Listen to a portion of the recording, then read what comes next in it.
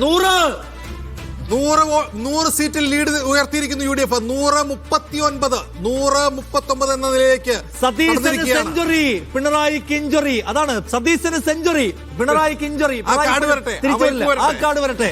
V D സതീശന്റെ നേതൃത്വത്തിൽ U D എഫിന് സെഞ്ചുറി, പിണറായി വിജയൻ ഇഞ്ചുറി. അത് വരട്ടെ സ്ക്രീനിൽ. കാരണം പിണറായി വിജയന് വ്യക്തിപരമായ ഇഞ്ചുറിയാണ്, തിരിച്ചു വരാൻ പറ്റിയിട്ടില്ല അദ്ദേഹത്തിന്.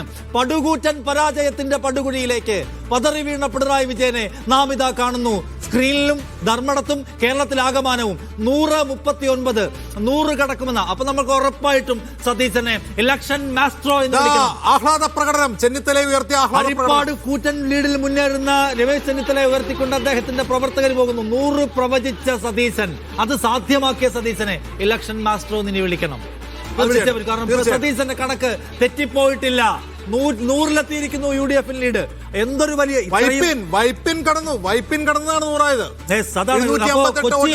കൊച്ചിയിൽ ഇനി മിച്ചമൊന്നുമില്ല എന്നതാണ് കാഴ്ച. അതിൽ തന്നെ മണ്ഡല പുനർനിർണയം കഴിഞ്ഞ സ്ഥിതിക്ക് ഞങ്ങൾ 50-ൽ താഴെ പോകുന്ന പ്രശ്നമേ ഇല്ല എന്ന് പറഞ്ഞു നമ്മുടെ പല സുഹൃത്തുക്കളും. പക്ഷേ കാര്യങ്ങൾ കയ്യിൽ നിന്ന് പോകുന്ന കാഴ്ചയാണ് നമ്മൾ കാണുന്നത്. 139-1. NDA 7 മുതൽ 11 സീറ്റ് വരെ നേടുമെന്ന് പ്രവചിച്ച എക്സിറ്റ് പോൾ ഫലങ്ങൾ ഉണ്ടായിരുന്നു. ഒറ്റ ഒരു സീറ്റ് കിടന്ന് കളിക്കുകയാണ് ഇപ്പോൾ. അത് നിയമമാണ്. നിയമത്ത് തന്നെ നില പരങ്ങലിലാണ് രാജീവ് ചന്ദ്രശേഖരൻ എന്നാണ് സേഫ് സെൽ ലാഭിദ്യം പറയുന്നത്. കാരണം പ്രതീക്ഷ ലീഡ് അവർക്ക് നേടിയിട്ടില്ല. പാലക്കാട്ട് ഇനിയൊരു മടങ്ങിയൊരു ശോഭാ സുരേന്ദ്രൻ ഉണ്ടാവുമോ എന്നറിയില്ല. കാരണം ഇനി എണ്ണാനുള്ളത് പ്രധാനമായും UDF ശക്തി കേന്ദ്രങ്ങളാണ് എന്നുള്ളത് കൊണ്ടാണ്. അപ്പോ 100-ലധികം സീറ്റ് നേടി അധികാരത്തിൽ വരും UDF എന്ന് പറഞ്ഞാൽ 100-ലധികം സീറ്റ് നേടി അധികാരത്തിൽ വരും UDF എന്ന് പ്രതിപക്ഷ നേതാവ് പറഞ്ഞു. 100-ലധികമാവുമോ? 100 എത്തിയിരിക്കുന്നു.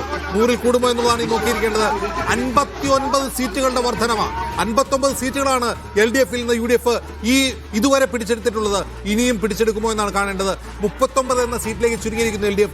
അതിൽ LDF-ന്റെ കപ്പിത്താനായ പിണറായി വിജയൻ 4-ാം റൗണ്ടിലും പിന്നിലാണ് എന്നുള്ള യാഥാർത്ഥ്യം പ്രേക്ഷകർ ഇടയ്ക്കിടയ്ക്ക് ഓർക്കണം. ഇത് ആർക്കൊക്കെയുള്ള തിരിച്ചടിയാണ് ഈ തെരഞ്ഞെടുപ്പ് ഫലം? അത് ആർക്കൊക്കെയാണ്? മുഖ്യമന്ത്രി പിണറായി വിജയന്, മന്ത്രിസഭയിലെ ബഹുഭൂരിഭാഗം മന്ത്രിമാർക്ക്. മറ്റൊന്ന്, ഈ സർക്കാരിന് വേണ്ടി വിഷപ്രചാരണം നടത്തിയ ചില ശക്തി കേന്ദ്രങ്ങൾക്കുള്ള തിരിച്ചടി ആണ് ഈ തെരഞ്ഞെടുപ്പ് ഫലം എന്ന് പറയേണ്ടി വരും. എന്തൊക്കെ രാഷ്ട്രീയ കാരണങ്ങളാലാണ് ഈ തിരിച്ചടി ഉണ്ടായതെന്നുള്ള വിലയിരുത്തലുകൾ ഉച്ചയ്ക്ക് ശേഷം ഉണ്ടാകും. ഉച്ചവരെ നമ്മൾ സീറ്റെണ്ണം പറയും, ലീഡ് നില പറയും. ഇതിന്റെ ഈ ദിശാവ്യതിയാനം എങ്ങനെ സംഭവിച്ചു എന്നുള്ള വിലയിരുത്തലുകൾ പിന്നീട് ഇതിന്റെ പുറകെ വരും. ഇപ്പോഴിതാ നോക്കൂ, പ്രതിപക്ഷ നേതാവ് വി ഡി സതീശൻ പറഞ്ഞ ആ സംഖ്യയിലേക്ക് എത്തുകയാണ്. 100-ലധികം സീറ്റുമായി UDF അധികാരത്തിലേക്ക് തിരിച്ചെത്തുമോ എന്ന ചോദ്യമാണ് ഈ നിമിഷം ഉയരുന്നത്. മലബാറും മധ്യ കേരളവും തെക്കൻ കേരളവും എല്ലാം കൈവിട്ടു എന്ന് പറയാം. അതിൽ തന്നെ മലബാർ കംപ്ലീറ്റ് പോയി. എറണാകുളം ജില്ല പിണറായി വിജയൻ എന്ന ഇലക്ഷൻ മാസ്റ്റർ അദ്ദേഹത്തിന്റെ ഈ തെരഞ്ഞെടുപ്പിനെ മറികടക്കാൻ എടുത്ത പദ്ധതികളെല്ലാം പാളിപ്പോയി. ഏറ്റവും ഒരു കമ്മ്യൂണിസ്റ്റ് ലീഡറും ഒരിക്കലും എടുക്കാൻ പാടില്ലാത്ത തന്ത്രങ്ങൾ അദ്ദേഹം എടുത്തു. അത് അദ്ദേഹത്തിന് പാളിപ്പോയതാണ്. പിണറായി വിജയന്റെ മുഖമാണ് സംസ്ഥാനം ഒട്ടാകെ വെച്ചത്.